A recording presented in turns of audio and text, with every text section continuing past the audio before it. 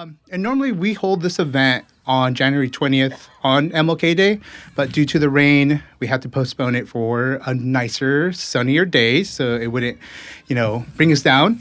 So again, as I mentioned, today we honor the legacy of one of the greatest advocates for social justice and equality that the world has ever seen. MLK's message of hope, compassion, and justice continues to inspire people around the world to this day, and his vision of a more just and equitable society remains as relevant as ever. Today, I want to talk to you about one way you can honor MLK's legacy and work towards his vision by volunteering with the Homeless Garden Project. The Homeless Garden Project is a nonprofit that provides job training and employment opportunities for individuals experiencing homelessness. By operating a 3.5-acre farm and garden, HGP empowers program participants to gain hands-on experience in various aspects of farming, from planting to harvesting. In addition to job training, program participants receive support services such as housing referrals, counseling, and other resources to help them transition out of homelessness. Volunteering with the Homeless Garden Project provides an opportunity to connect with the community and contribute to a cause that aligns with the values and ideals that MLK advocated for. By working alongside program participants and supporting the job training, volunteers can help create a more inclusive and supportive community. As we honor MLK's legacy today, let us remember that his message of hope and justice still resonate with us to this day, and that we all have a role to play in creating a more just and equitable society. By volunteering with the Homeless Garden Project, we can take a concrete action towards fulfilling Dr. King's vision and creating a world where everyone has access to opportunities and support that they need to thrive. So let us honor Dr. King's legacy by working together to make a positive difference in the world. Thank you. And we'll be having, I'd like to introduce Ayo Banjo, one of a community activists here in Santa Cruz. Great person. He's come to the farm, and I think you're all going to love him. He's such a great person. So Ayo, Banjo. Thanks, Omar. Hi, everybody. How y'all doing today? You doing good? Okay, let me make sure this is great. Okay. Y'all can hear me, right? Okay, cool. Awesome.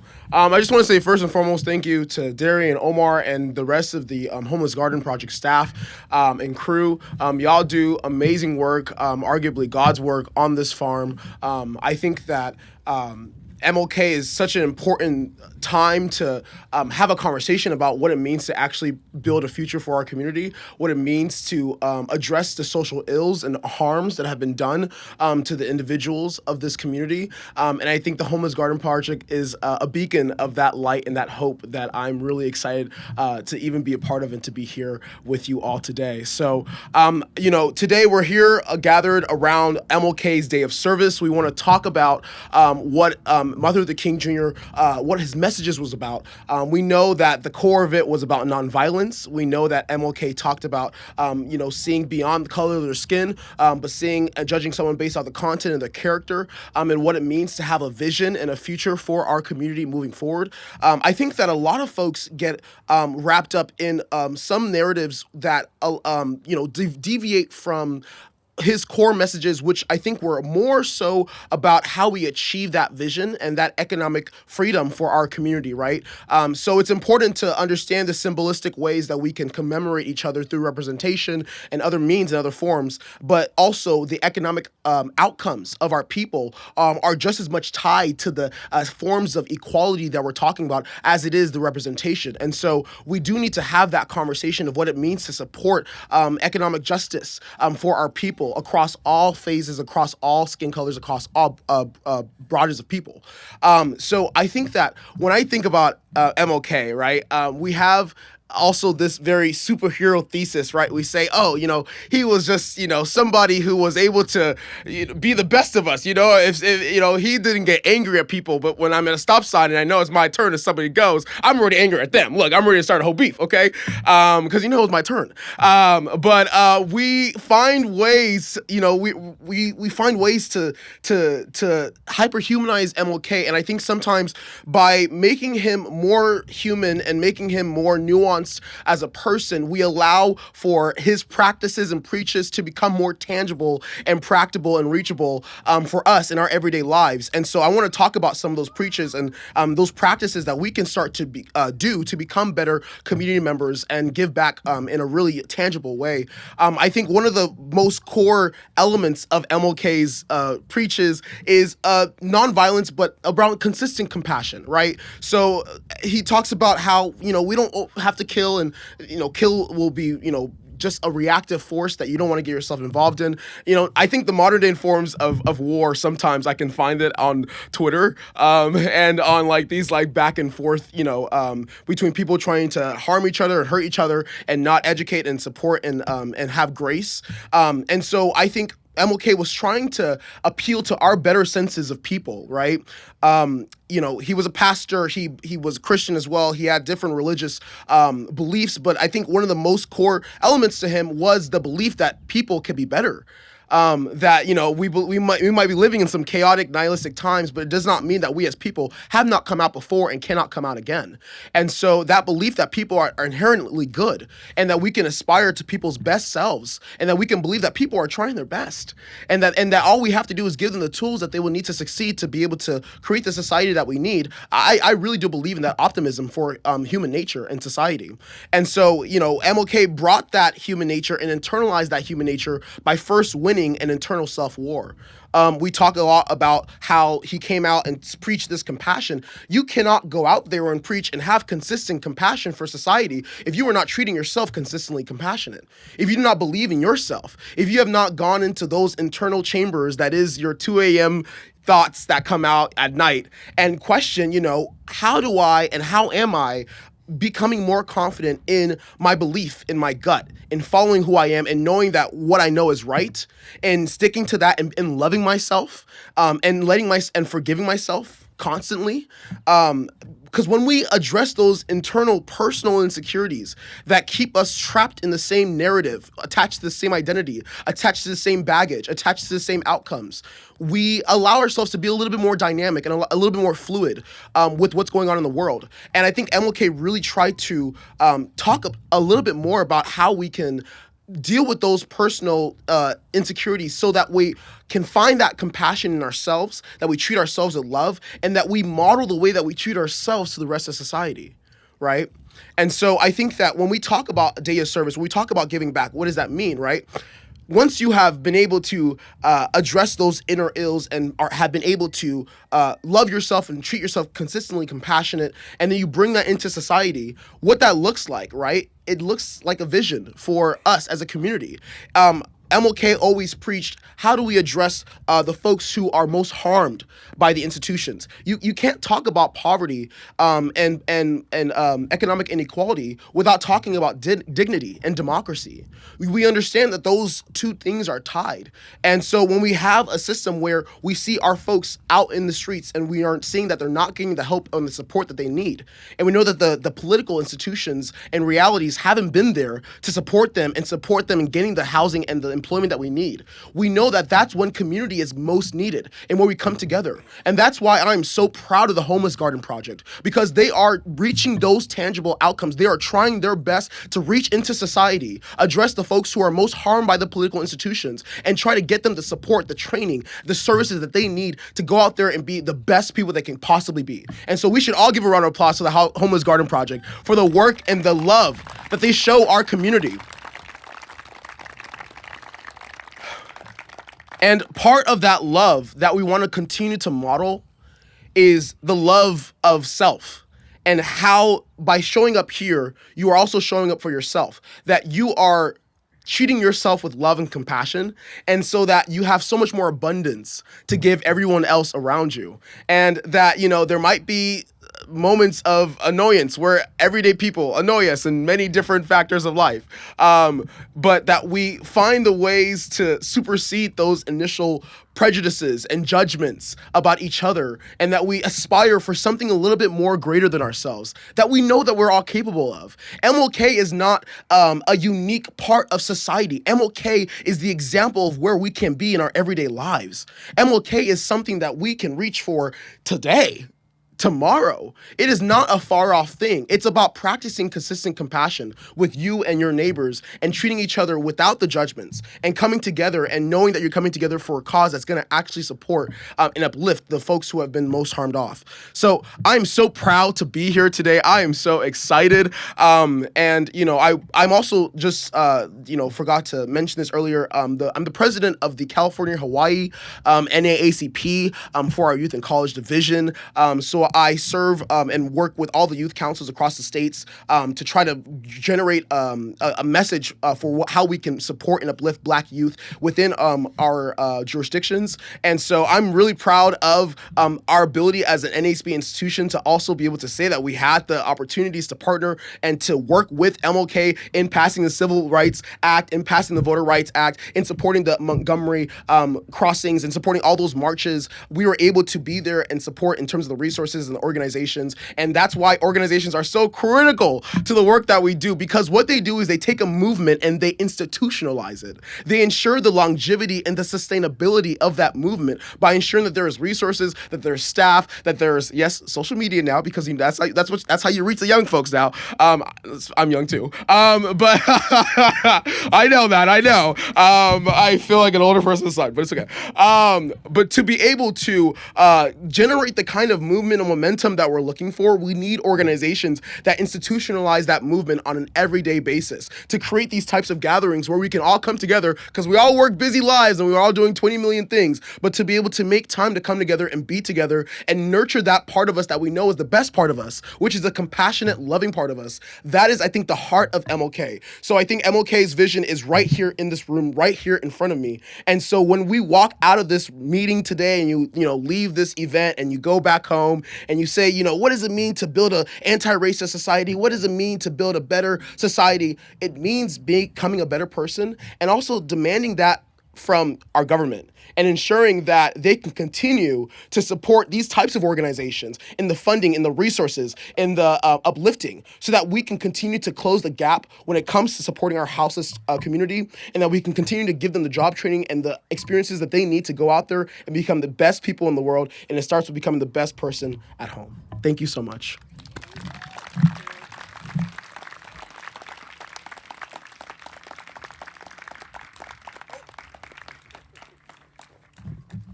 One last thing. I am so honored to be able to introduce our next speaker, Jody, who's a trainee on the farm. Thank you so much, Jody, for speaking, and please give her a round of applause.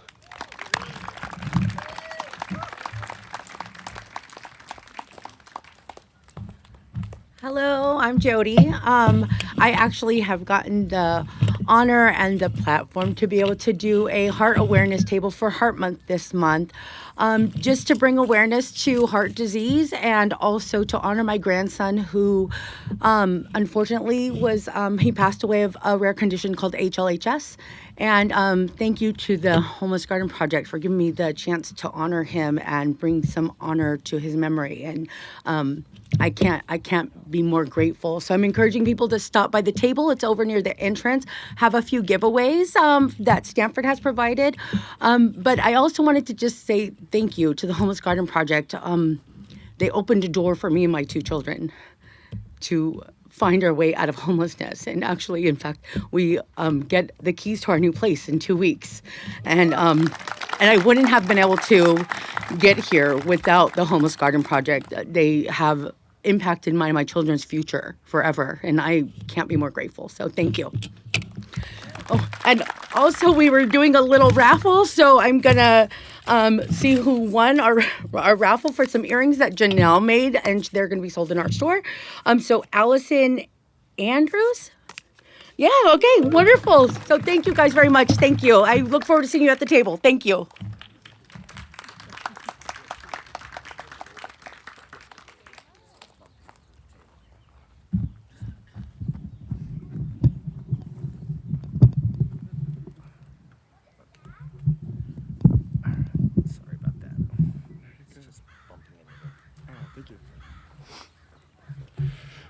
Well, thank you. I'm excited to follow everyone who's already spoken before me. I'm even more motivated to share what I have to share, just from the energy that everybody's brought already.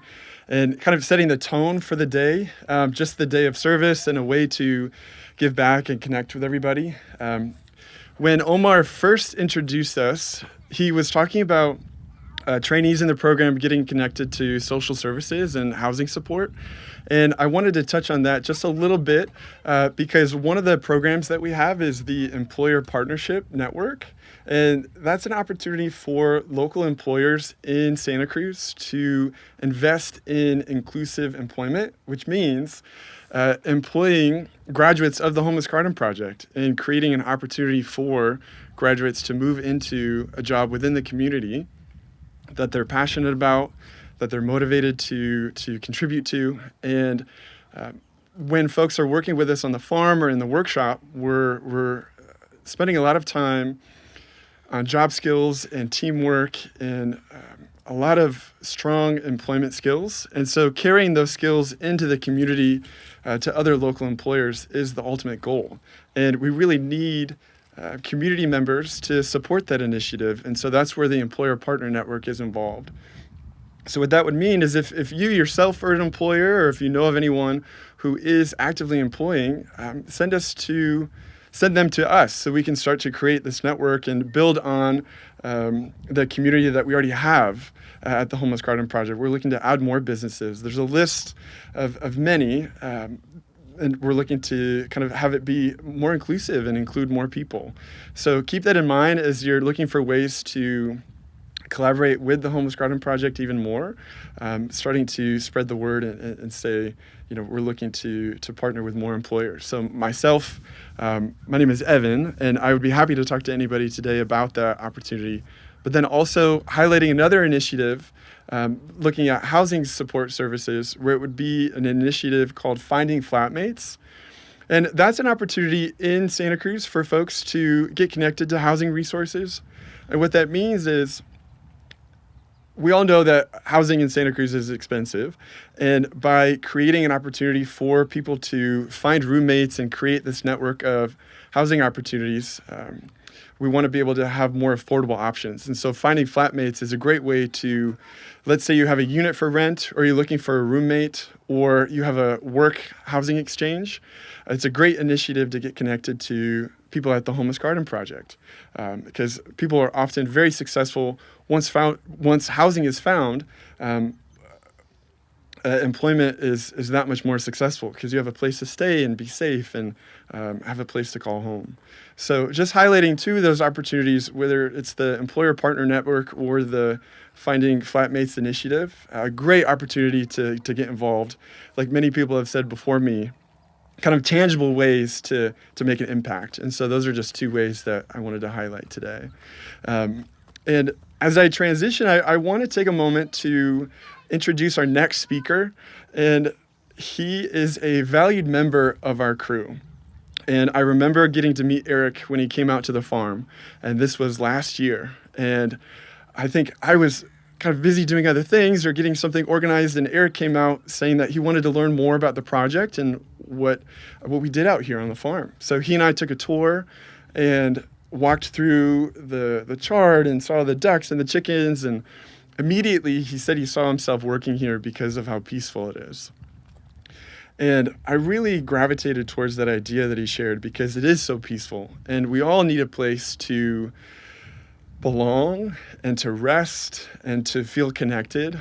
And oftentimes when folks are experiencing homelessness, those opportunities are few and far between to really have a place to be calm and go inward and be introspective and get connected to the community. So right away, Eric was a great fit for the Homeless Garden Project. And he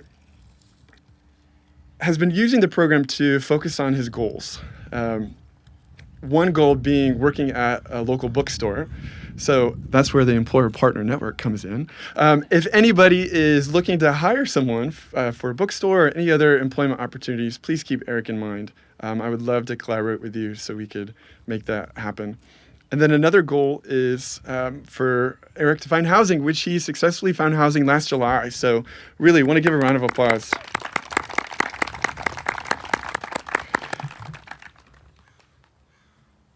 that takes so much commitment and dedication. And I know he and his partner worked full time to get a housing opportunity. So it just speaks to the dedication and the hard work that they have. Also, wanting to highlight Eric's contribution to not only the farm, but to the greenhouse specifically. Eric has been the king of sorts of the greenhouse, planting hundreds, if not thousands, of seeds that are going to be ready to be planted out in the field here soon. And that directly impacts our community-supported agriculture program, meaning that the vegetables that you see out here start out in the greenhouse. And so Eric is one of the first people to really have a hand in that. So just great skill and learning so much, and kind of from day one dove headfirst into this opportunity. So I've seen him learn so much and grow over time. So it's just really amazing to see the impact and the opportunity that Eric has now. And whether Eric is working alongside trainees or volunteers, he takes every opportunity to highlight the issues of homelessness, to really shine a light on that. But then he also really speaks to the importance and the healing properties of gardening. And so without further ado, I'm really excited to hear Eric's talk. I want to welcome him to the stage. Round of applause, Eric Porter.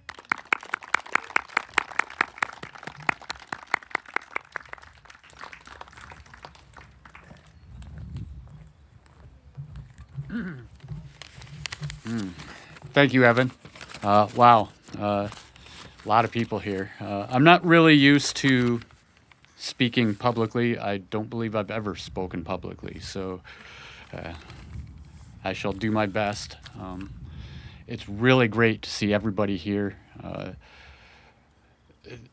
This is community right here. This is what it's all about. So without further ado, for myself, good afternoon. Welcome to the Natural Bridges Farm. My name is Eric, as Evan mentioned. I've been a trainee here at HGP for the past 10 months. I initially came to the garden because I needed income.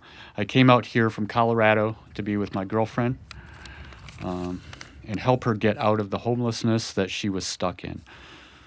We were living in a shelter system, looking for housing, and constantly having doors closed on us due to income requirements. We had a housing voucher, I had my disability check, and my partner had her small jam business, but it just wasn't enough. Landlords and property management companies really want steady income, and quite a lot of it, even with a voucher. I'd heard about HGP through the shelter, so I got in touch with Evan, and I toured the farm. A week later, I was planting chard. That chard right there, actually, it did so well this last year and through the winter that we just decided to keep it on for another season. It wasn't long before I discovered that the Homeless Garden Project is so much more than a job. It's a strong connection to community, to resources, to strong support.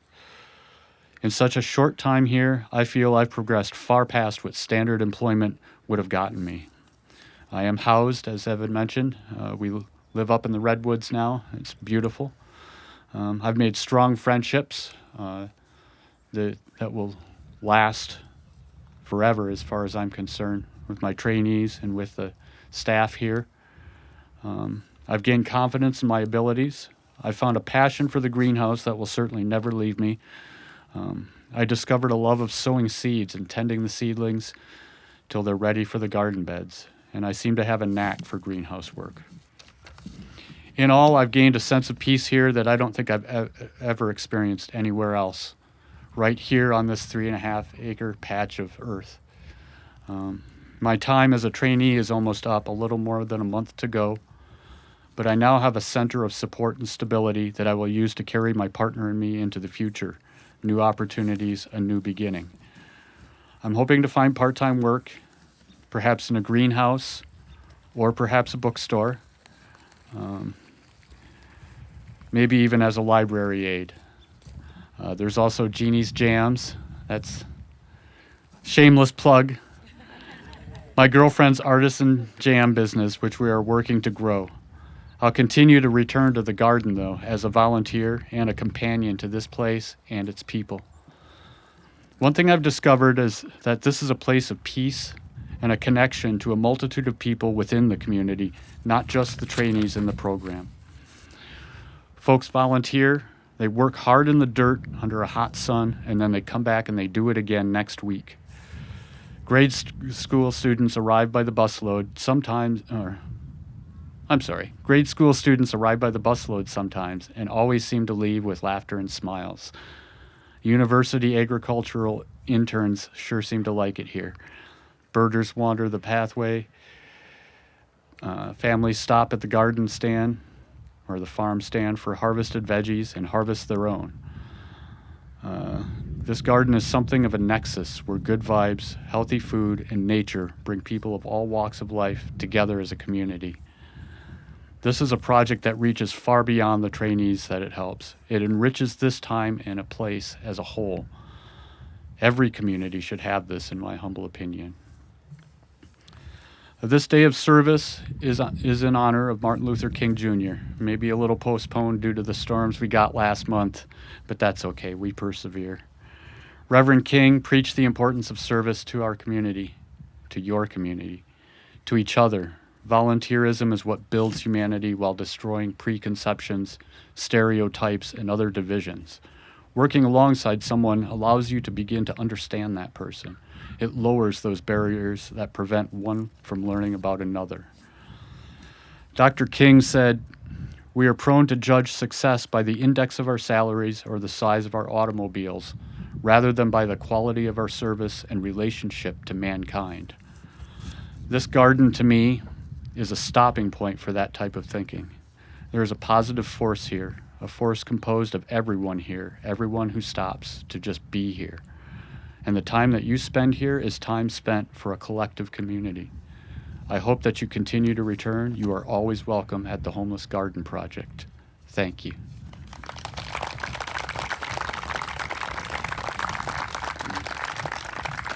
Please do keep coming back. You're always welcome. Thank you.